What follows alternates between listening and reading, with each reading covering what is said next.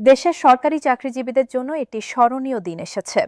আজ যমুনা অতিথি ভবনে অনুষ্ঠিত সরকারের সর্বোচ্চ পর্যায়ের নীতি নির্ধারণী বৈঠকে নবম জাতীয় পে স্কেল চূড়ান্ত অনুমোদন লাভ করেছে। দীর্ঘদিনের অপেক্ষার পরিসমাপ্তি ঘটিয়ে এই বৈঠকে সরকারি কর্মচারীদের জন্য তিনটি গুরুত্বপূর্ণ ঘোষণা এসেছে, যা তাদের জীবনে নতুন মাত্রা যোগ করবে এবং আর্থিক স্বাবলম্বিতা নিয়ে আসবে।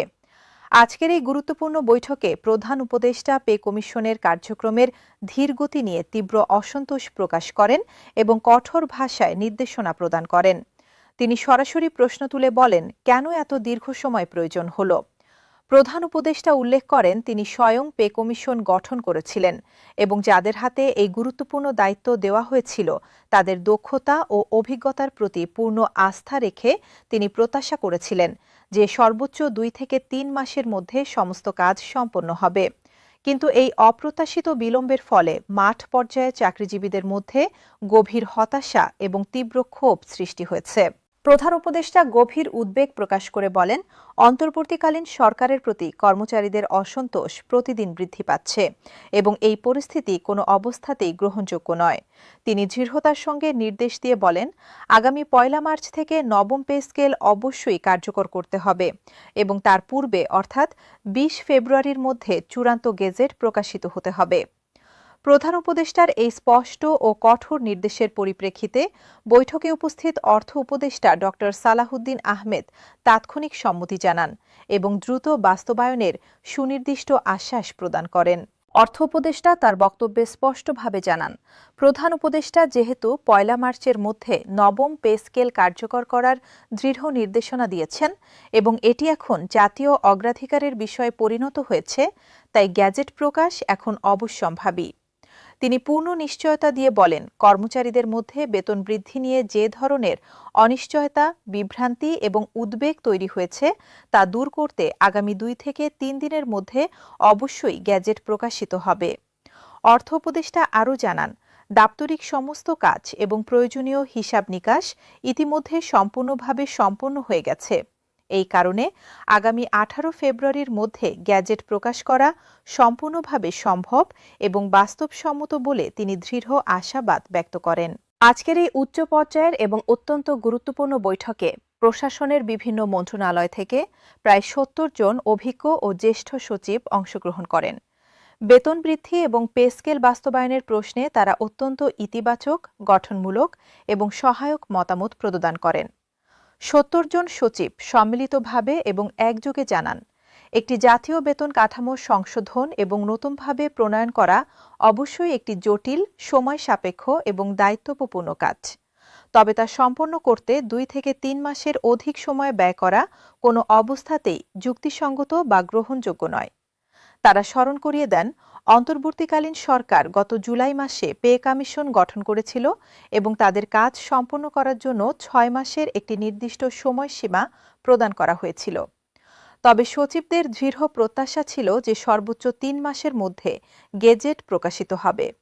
সচিবরা বৈঠকে অত্যন্ত জোরালোভাবে এবং স্পষ্টভাবে তুলে ধরেন যে কর্মচারীরা বর্তমানে যে মাত্রায় এবং যে ব্যাপকতায় বৈষম্য, মুদ্রাস্ফীতি এবং অর্থনৈতিক চাপের শিকার হচ্ছেন, তাতে তাদের বেতন যত দ্রুত সম্ভব বাস্তবায়ন করা অত্যন্ত জরুরি এবং অপরিহার্য।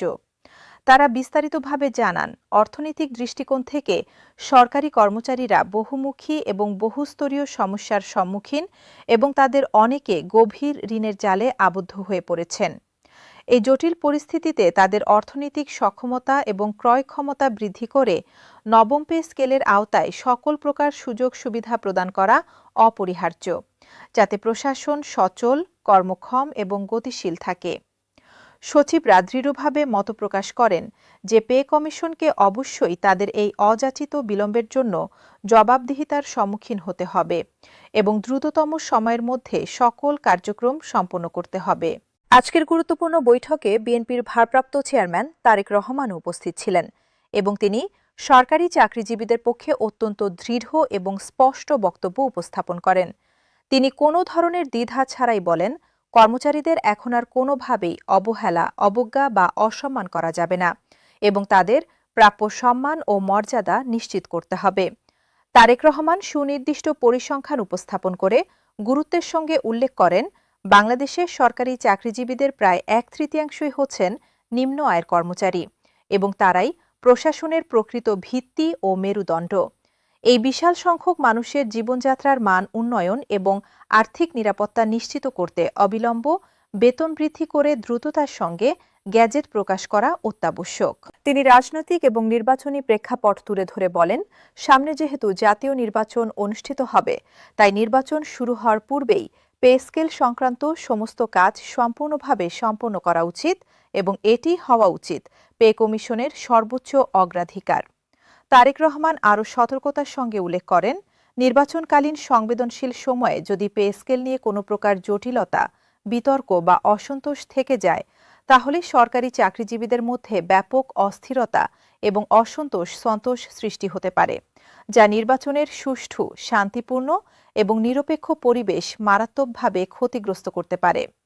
নির্বাচনী পরিস্থিতি স্বাভাবিক, শান্ত এবং সুষ্ঠু রাখতে কর্মচারীদের সন্তুষ্ট এবং আশ্বস্ত রাখা অত্যন্ত জরুরি এবং অপরিহার্য বলেও তিনি দৃঢ়ভাবে মন্তব্য করেন।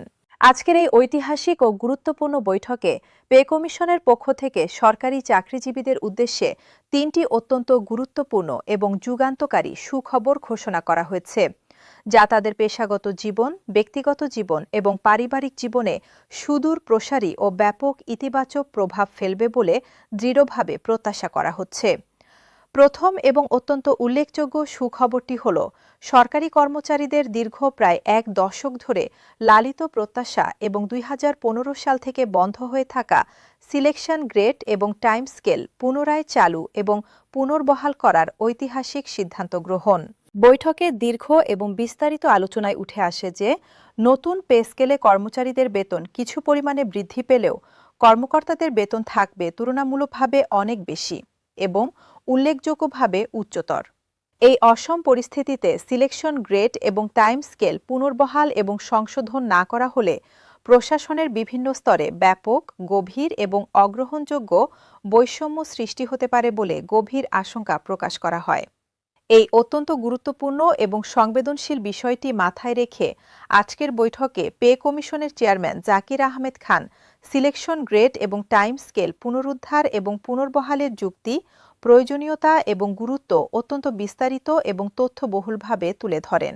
তার সুচিন্তিত এবং তথ্যনির্ভর উপস্থাপনার পরিপ্রেক্ষিতে প্রধান উপদেষ্টা পূর্ণ সম্মতি জ্ঞাপন করে বলেন, সিলেকশন গ্রেড এবং টাইম স্কেল অবশ্যই এবং নিঃসন্দেহে পুনরুদ্ধার এবং পুনর্বহাল করা প্রয়োজন এবং এতে কোনো প্রকার দ্বিমত বা সংশয় থাকতে পারে না। তিনি অত্যন্ত স্পষ্টভাবে জানান, ফেব্রুয়ারির মধ্যে যে খসড়া অনুযায়ী এবং যে কাঠামোতে গেজেট প্রকাশ করা হবে, সেখানে এই দুটি অত্যন্ত গুরুত্বপূর্ণ ভাতা এবং সুবিধা অবশ্যই এবং নিশ্চিতভাবে অন্তর্ভুক্ত এবং সংযুক্ত থাকবে। এই দৃঢ় এবং সুস্পষ্ট সিদ্ধান্ত সরকারি কর্মচারীদের জন্য একটি অত্যন্ত বড়, স্বস্তিদায়ক এবং আশাব্যঞ্জক বার্তা, কারণ প্রায় 10 বছরের দীর্ঘ সময় ধরে তারা এই গুরুত্বপূর্ণ সুবিধা থেকে সম্পূর্ণভাবে বঞ্চিত ছিলেন। সিলেকশন গ্রেড এবং টাইম স্কেল পুনর্বহাল এবং সক্রিয় হওয়ার মাধ্যমে সরকারি কর্মচারীরা তাদের চাকরি জীবনে একটি নির্দিষ্ট সময়কাল এবং মেয়াদ অতিক্রম করার পর স্বয়ংক্রিয়ভাবে এবং নিয়মিতভাবে বেতন বৃদ্ধি এবং আর্থিক সুবিধা পাবেন। এই গুরুত্বপূর্ণ ব্যবস্থা তাদের আর্থিক নিরাপত্তা, ভবিষ্যৎ পরিকল্পনা এবং জীবনযাত্রার মান উল্লেখযোগ্যভাবে বৃদ্ধি করবে এবং কর্মক্ষেত্রে আত্মবিশ্বাস, উৎসাহ এবং নিষ্ঠা বাড়াবে। বিশেষত যে সকল কর্মচারী দীর্ঘ সময় ধরে একই পদে নিষ্ঠার সঙ্গে কর্মরত কিন্তু বিভিন্ন কারণে, সীমিত পদের কারণে বা কাঠামোগত সমস্যার কারণে পদোন্নতির সুযোগ পাননি, তাদের জন্য এটি একটি অত্যন্ত গুরুত্বপূর্ণ, প্রয়োজনীয় এবং ন্যায্য সুবিধা হবে। দ্বিতীয় অত্যন্ত গুরুত্বপূর্ণ এবং তাৎপর্যপূর্ণ সুখবরটি হল, গ্রেড সংখ্যা পরিবর্তন, পুনর্গঠন এবং উল্লেখযোগ্যভাবে হ্রাস করার এক ঐতিহাসিক এবং সাহসী সিদ্ধান্ত গ্রহণ। প্রধান উপদেষ্টা এবং পে কমিশন অভ্যন্তরীণভাবে একাধিক দফা বৈঠক এবং গভীর আলোচনা করে গ্রেড সংখ্যা পরিবর্তন এবং পুনর্গঠনের বিষয়টিকে সর্বোচ্চ এবং সর্বাধিক গুরুত্বের সঙ্গে বিবেচনা এবং পর্যালোচনা করেছেন। দীর্ঘ, বিস্তারিত এবং সুচিন্তিত আলোচনার পর বিদ্যমান 20টি গ্রেডের পরিবর্তে মাত্র ১৪টি গ্রেড রাখার এক অভূতপূর্ব, ঐতিহাসিক এবং যুগান্তকারী সিদ্ধান্ত গৃহীত এবং চূড়ান্ত হয়েছে। আজকের বৈঠকে এই অত্যন্ত গুরুত্বপূর্ণ বিষয়টি নিয়ে বিস্তারিত, গভীর এবং বহুমাত্রিক আলোচনা অনুষ্ঠিত হওয়ার পরিপ্রেক্ষিতে বৈষম্য সম্পূর্ণভাবে দূরীকরণ এবং সমতা প্রতিষ্ঠার মূল এবং প্রধান লক্ষ্যে ১৪টি গ্রেড রাখার পক্ষে অত্যন্ত জোরালো এবং দৃঢ় মতামত প্রদান করেন প্রধান উপদেষ্টা।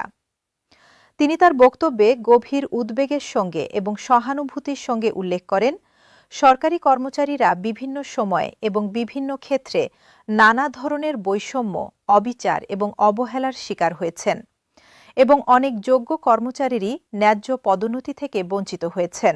তাই তাদের এই দীর্ঘদিনের গভীর এবং ব্যাপক বৈষম্য সম্পূর্ণভাবে নিরসন এবং দূর করতে হলে কেবলমাত্র টাকার অঙ্কে বা সংখ্যায় বেতন বৃদ্ধি করলেই যথেষ্ট এবং পর্যাপ্ত হবে না। একই সঙ্গে এবং সমান্তরালভাবে গ্রেড সংখ্যা উল্লেখযোগ্যভাবে হ্রাস, পুনর্গঠন এবং পরিবর্তন করে নবম পে স্কেল বাস্তবায়ন এবং কার্যকর করতে হবে, যাতে তারা দ্রুত, সহজে এবং যোগ্যতার ভিত্তিতে পদোন্নতি লাভ করতে পারেন এবং তাদের সামাজিক মর্যাদা, আত্মসম্মান এবং পেশাগত স্বীকৃতি বৃদ্ধি পায়। গ্রেড সংখ্যা হ্রাস এবং পুনর্গঠনের এই সাহসী এবং দূরদর্শী সিদ্ধান্তের মাধ্যমে কর্মচারীদের পদোন্নতির পথ আরও মসৃণ, সহজ এবং স্বচ্ছ হবে।